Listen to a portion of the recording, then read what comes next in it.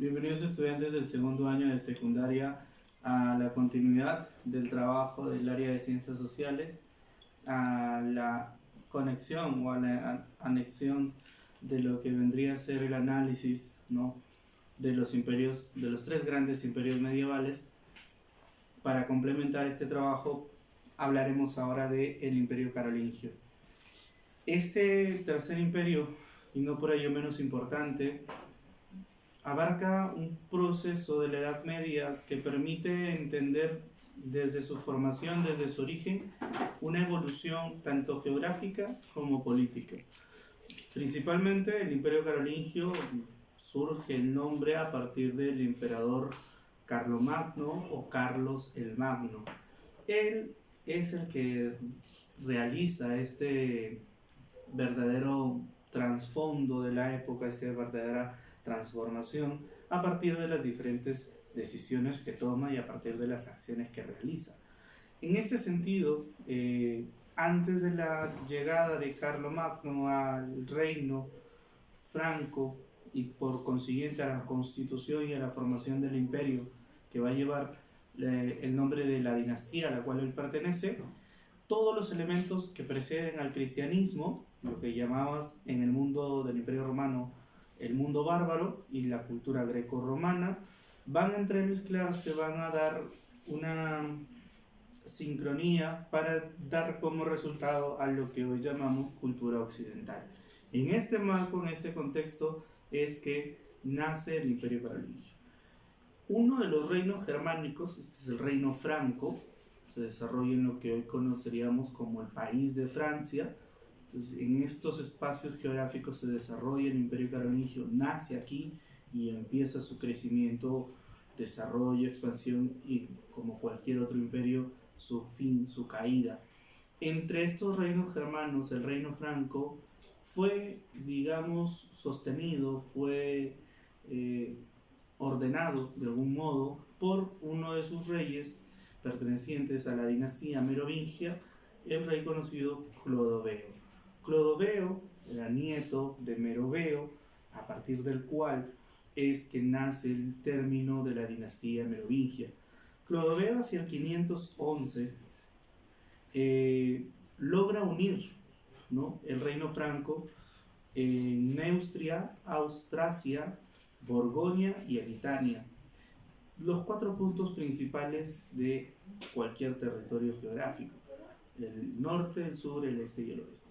Pero sin embargo, las diferentes problemáticas sociales, las diferentes problemáticas políticas en torno a que si Clodoveo debería continuar o no en el reino tras la unificación del reino franco, empiezan los merovingios a luchar entre ellos, empiezan a generar disputas por el poder, y en este sentido los reyes siguientes a Clodoveo empiezan a tener una desdeña por el poder y lo otorgan a lo que vamos a conocer como los primeros vasallos de lo que es la Edad Media y los que van a apoyar al rey, que más o menos vendrían a ser para nosotros los ministros.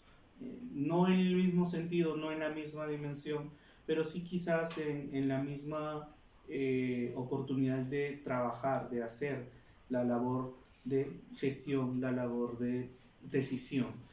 Este proceso que vamos a denominar como históricamente los reyes holgazanes dentro de la dinastía merovingia va a motivar que la clase noble franca, la clase noble francesa, motive un cambio, motive una revuelta social a partir de su clase noble para iniciar una transformación política. Es aquí donde los títulos de estos reyes o los cargos de estos reyes llegarán a manos de los mayordomos de palacio. Entonces, durante estos años, entre el 511 hasta la formación o la llegada de Carlos Martel a el gobierno del reino franco, va a desarrollarse esta denominada reyes holgazanes, y los mayordomos de palacio van a ser las autoridades más importantes del reino franco. Es aquí donde Carlos Martel entra en escena, entra en figura de lo que viene a ser el avance de los árabes primero, Ya estábamos viendo un poco con la clase pasada cómo era el avance de los árabes a partir del Imperio Islámico y en su progreso, ¿no? Llegan hasta los reinos francos, hispánicos y los reinos de lo que hoy denominamos Portugal. En este contexto, o los reinos de Hispania, como se conocían en su momento.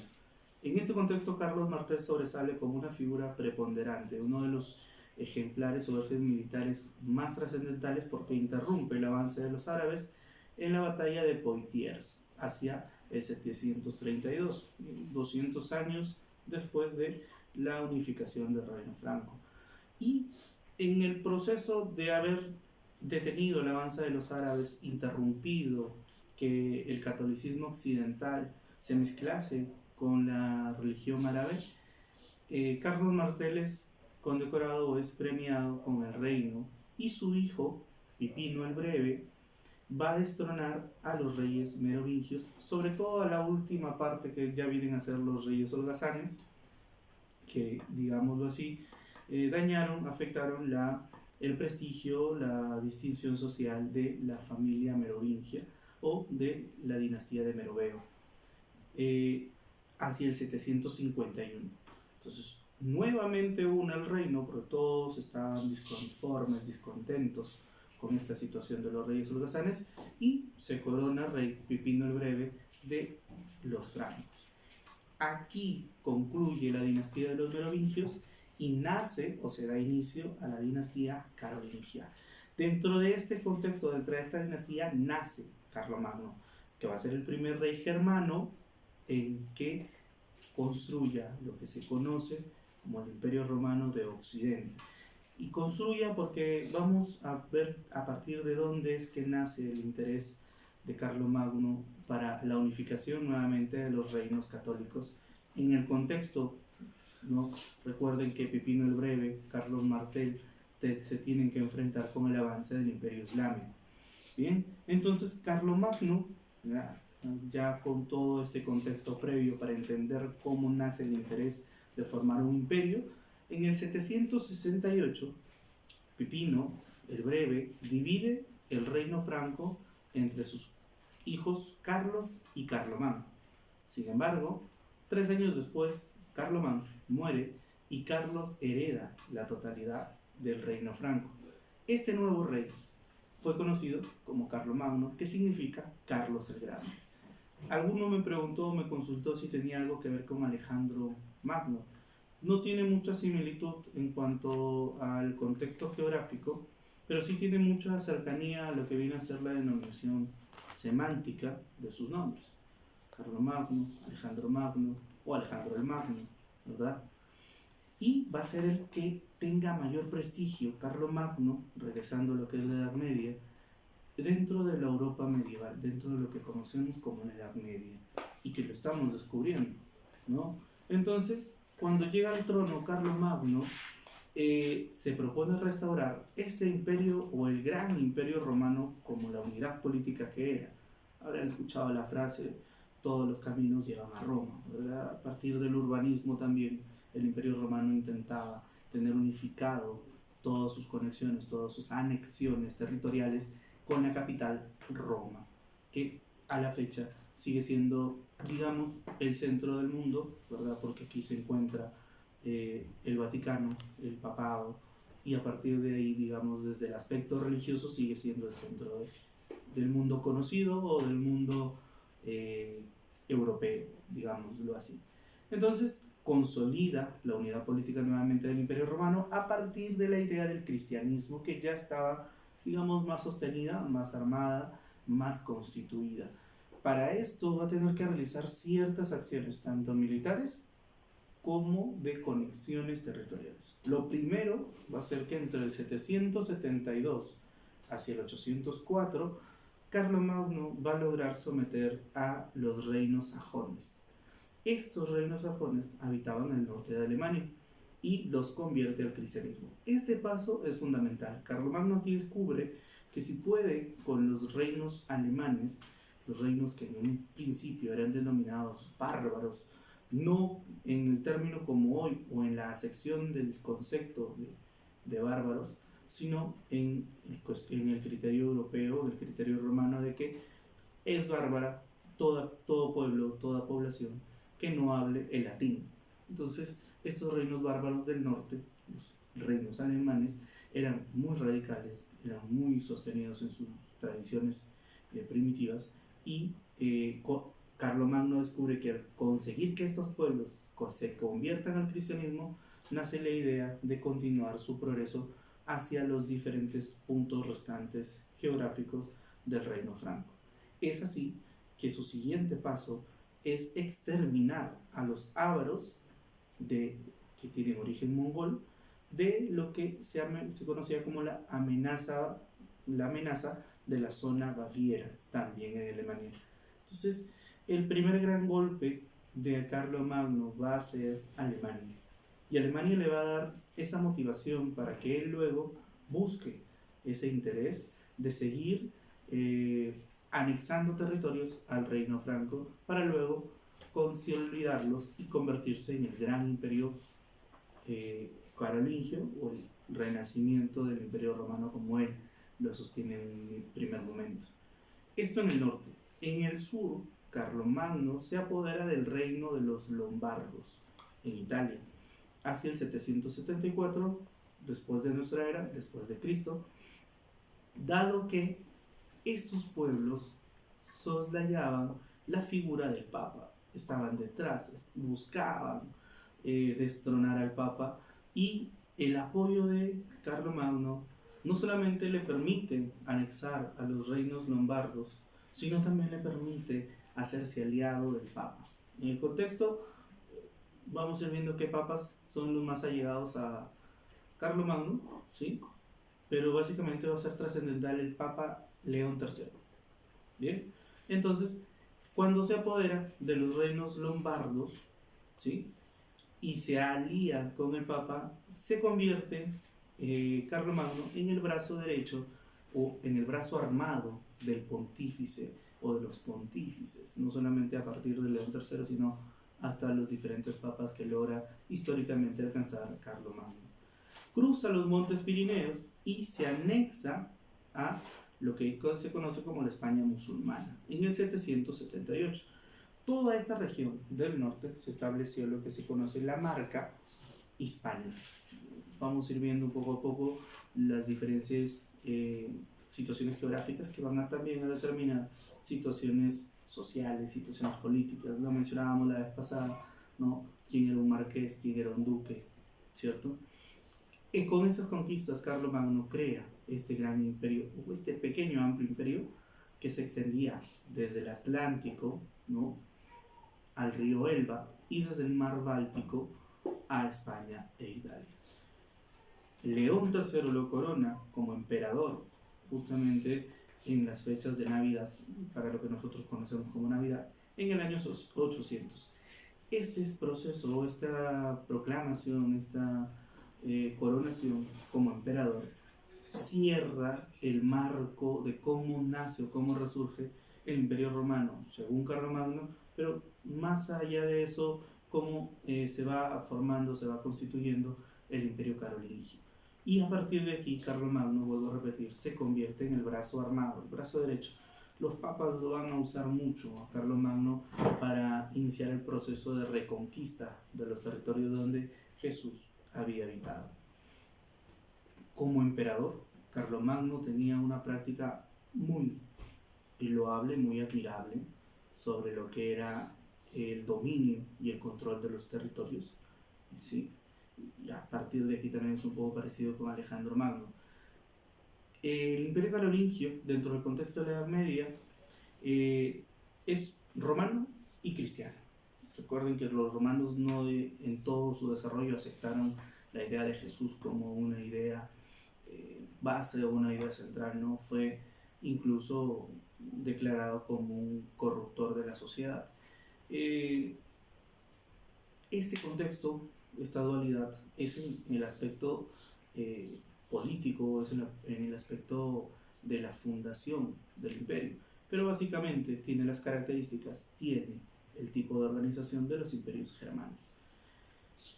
Él es un rey que le gusta controlar todo, le gusta mantener todo, al estilo de los emperadores romanos, sí es cierto, pero permitía que ciertas actividades se realizasen en su reino, ¿no? Por ejemplo, los hombres libres de su reino se reunían 2 veces al año, ¿sí? Al estilo normal, germano, perdón, y esta asamblea que aprobaba las llamadas leyes capitulares. Vamos a ir viendo luego qué son las leyes capitulares, sobre todo en la clase remota. Funda como ciudad, el capital, la ciudad de Aquisgrán. Es aquí donde van a estar los funcionarios, van a estar los chambelanes, los cancilleres, totalmente diferente la concepción semántica de lo que es el chambelán en la Edad Media para lo que hoy nosotros entendemos, y toda la administración territorial donde se encontraban las provincias o llamados condados, las marcas, pero sobre todo una de las cosas más importantes de lo que Carlomagno va creando y va dejando a la sociedad es la famosa denominación missi dominici, que significa un laico y un sacerdote, que en estas visitas a las provincias velaban por el cumplimiento de las órdenes del emperador. Es decir, a cada provincia, en determinado momento, por la orden de Carlomagno, un laico y un sacerdote, un laico, una persona de iglesia, ¿sí?, cristiano, y un sacerdote iban a constatar que estaban siguiendo las órdenes de Carlomagno. El Imperio Carolingio tiene muchas cosas admirables, loables, pero una de las cosas más importantes, más fundamentales, es la formación de las escuelas. A pesar de que era muy radical con su población, a pesar de que era muy estricto con ella, logra sacar, a pesar del contexto de la Edad Media, la educación de las clases altas y la trae hacia los pueblos. Este logro es muy reconocido y es muy admirado para el contexto histórico del que estamos hablando, pero la finalización o el desarrollo de la idea que surge de Carlomagno no es tan, digamos, una preocupación por su sociedad, una preocupación por sus pobladores, por su reino o por el interés del surgimiento académico de su reino. Pues la educación o las escuelas fueron creadas más allá de un sistema de aprendizaje, como hoy son las escuelas, sino como un sistema de adoctrinamiento. Bien, vamos a ver ya luego con profundidad, con detalle, qué tipo de escuelas, son 3, van a haber dentro del Imperio Carolingio. Una de ellas, la más importante, es la Escuela Palatina, ¿sí? Y junto a la Escuela Palatina van a nacer las grandes bibliotecas. Sobre todo en el mundo occidental, en el contexto de nosotros, las bibliotecas son un espacio muy necesario. En este contexto de la pandemia del COVID, quien cuenta con una biblioteca en su casa, pues de algún otro modo, si no tiene una actividad específica, puede usar ese tiempo libre que tenemos todos ahora, algunos más, otros menos, en la práctica de la lectura. Entonces, esta idea, ¿no?, o esta creación es parte del Imperio Carolingio. El renacimiento cultural promovido a partir de las escuelas, de las bibliotecas por Carlomagno, se rodea de figuras importantes, se rodea de elementos culturales importantes, y una de las cosas más importantes es la construcción de diferentes, una cantidad muy numerable de iglesias que combinaron los estilos artísticos romano y bizantino. Vamos a ver ya gráficamente esta combinación, esta dualidad, incluso la representación de Carlomagno en algunas iconografías tiene esta evidencia sincrética de 2 estilos de arte totalmente contrapuestos, totalmente diferentes, y que la prueba más clara es también la capilla de Aquisgrán o la capilla del Palacio de Aquisgrán. Este renacimiento carolingio produce obras culturales muy fuertes que luego van a sostener el conocimiento o el fundamento cultural de la Edad Media. Paréntesis aquí, una de las primeras evidencias de por las cuales la Edad Media no debe ser nombrada como una edad oscura o una edad donde no se produce el conocimiento. Cerramos paréntesis Esta importancia del resurgimiento cultural hace que se afecte de alguna manera también a las clases sociales, principalmente a los nobles y el clero, que en su primer momento no estuvieron de acuerdo con que las escuelas se crearan para los pobladores también, porque ellos consideraban que no eran capaces, intelectualmente hablando, de entender qué era una clase, qué era una enseñanza, que era un libro siquiera.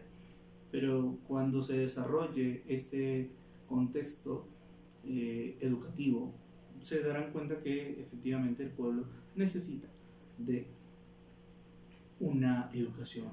La sociedad entonces se componía, la sociedad carolingia se componía de su primer eslabón, los siervos, ¿no? Y las personas libres, la base, el pueblo, como lo conoceríamos, los vasallos, los que le van a jurar fidelidad tanto a los nobles como a los obispos. En el contexto de la Edad Media, el vasallo es la parte militar que tiene un señor de dinero, un señor de clase media y alta, ¿no? Y estos nobles y estos obispos le deben fidelidad y obediencia también al emperador. Estos son la clase media, como conoceríamos nosotros, y o la clase noble en general. Junto a ellos y un peldaño más arriba se encuentran los mishi dominici, ¿no? Que decíamos que es un laico y un sacerdote que los controla, mira, los observa si están siguiendo estas acciones de Carlomagno y cómo el pueblo está reaccionando frente al control de ellos.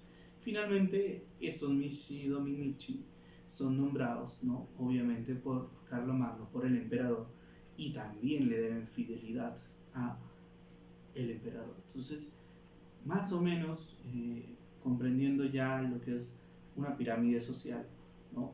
Vamos a ver que el propósito de Carlomagno es tener el control, y una vez controlado lo que él tiene como personas de apoyo en lo que es el aspecto político y social, ya ir designando y distribuyendo las diferentes composiciones de su trabajo.